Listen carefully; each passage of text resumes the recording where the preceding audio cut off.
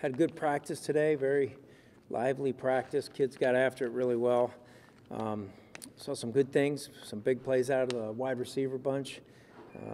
Noise made a great catch down the field. Stevie made a great catch down the field. And Custis also. So it was good to see some big plays being made. Defensively had some good hitting going on today, good physical practice, and seeing some good progress, especially with regards to the way they're competing against one another. So a good day's work. With that, any questions? What have you seen from your linebackers trying to replace two guys? They're doing a good job. You know, they're young, not a lot of experience, obviously, and losing Cam Lynch and Dyshawn Davis, two guys that played a lot of football for us. You know, those guys will definitely have their hands full as they're moving into, you know, becoming a competitive player on Saturdays. But I've been pleased with the way they've been practicing. Zaire Franklin's taken over the group extremely well. Been pleased with the way he's kind of led the charge. Paris Bennett's done some real nice athletic things. He's a very good athlete in space and a good blitzer off the edge. And then on the other side, Marquise Hodge, you know, coming off his knee injury, it's nice to have him back. He's probably playing as consistent as any of the linebackers, but it's a good group. You know, J.T. Thomas is another young man that's doing some good things. So I like their work ethic. Coach Lee's doing a nice job bringing them together. And, you know, I've been pleased with their progress thus far. You mentioned the receivers, just what you could say. I know you talked about Adley a little bit, but what you can say about how they're coming along and some of the guys maybe stepping up to lead that bunch. Yeah, and Alvin Cornelius is probably, if I had to say, we have one guy on that side of the ball that's really been a good, you know, consistent player. It's been him. He also made a nice play today. But as a group, Bobby's working them hard, Coach Acosta's working them hard, and they're meeting the challenge. You know, they're a long ways off to be competitive in this conference the way we need them to be, but there has definitely been steady improvement. No, Alvin's getting a lot of run in practice. Yeah. Jamal Custis was talking about him getting as much as anyone. Is there anything he's doing differently or that's merited kind of? With Alvin, increase? you mean? Yeah. No, he's coming to work every day. You know, he's buckling up that helmet and just coming to work hard every day. He's catching the ball well in traffic, which is good to see. And I think he enjoys the route combinations that we put in with the new offense. And he's just stepping up to the challenge. I was going to say, does his skill set maybe fit better with Tim's offense? No, not really. I think in any offense he could be good. I think some of the routes that he likes running are probably happening more frequently, you know, and he's coming out of his breaks well.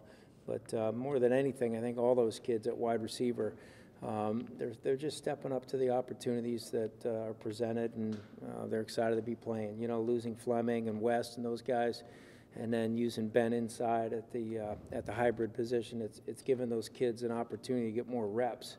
And, you know, Brisley had an ankle, so he's going to be out for a little bit.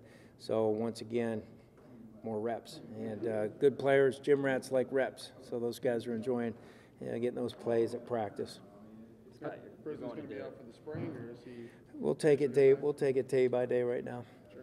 You're going into year 3 here of your tenure. What's it going to mean to have a new AD come in at this point in your time here? Sure. Well, I mean, I think for me, we always preach to the kids, and now we have to practice it as coaches, is controlling the controllables, the things that we can control, you control.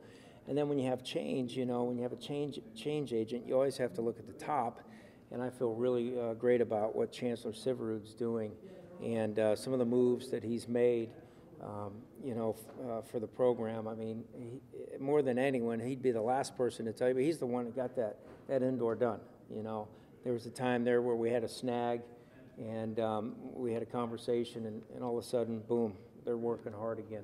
So I really trust, because of his actions, moving forward, the things that he's putting in place for us. And I know he'll find, you know, a great AD, and who wouldn't want to be at Syracuse. So, you know, I look forward to it, but to be honest with you, I'm really just worried about getting that practice 11 in. One more on the subject.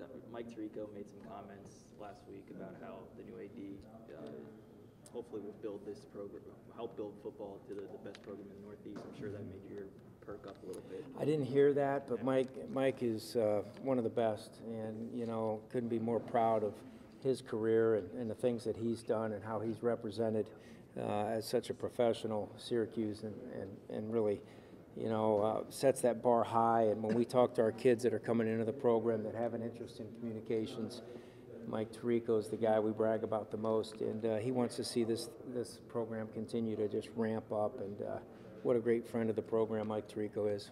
What have you seen from Kendall Moore in his position change? Well, he's doing a good job. You know, we're trying to get him to gain. He's right over there, trying to get him to gain a pound a week, and that will put him at a pretty good number. He's very athletic. By far the best athlete on the O-line. He's just a little light in the, you know, light in the lower body that, you know, he knows he has to continue to work on those things, and he has. I think he's, Kendall, how much you weigh? 252, he said, so that's probably about 48. And Tim's kind of said that, you know, in practice, he's implemented all the new plays and everything, but it's kind of been on and off in terms of how they've worked. You know, what are you kind of seeing? Coach Lester? Yeah, sorry. On the Coach offense? Lester. Yeah, my mistake. They're working good. Yeah. They really are. You know, the first 4 or 5 days, you know, the look in the huddle with the kids is, you know, what am I doing? Where I have to go? What does that mean again? And they break the huddle. And then after we got past really 5 practices, then they were breaking the huddle and going to compete and see who they're going up against. You know, football is you know, it's an attack and then a react type game, and it's hard to attack if you're thinking while you're getting down in your stance. So we went through the elementary stages of, you know, those first few practices, and now we're to the point where, you know, you can see those guys competing. And we've had some very competitive practices over the last 3 days, and it's ramping up the way you want it to.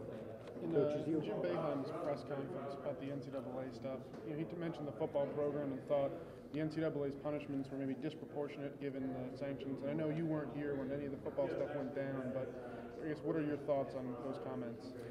Well, you know, for me, Coach Boeheim is a great supporter of our football program, and he's an unbelievable Hall of Fame coach. And you know, I'm just glad he'll be coaching our team next year, and I think they could be pretty damn good. So, you know, all the stuff in the past I really don't look at. Try to stay forward and look at the North rather than the South. And I'm just lucky to be in the same building as Coach Boeheim, to be quite honest with you.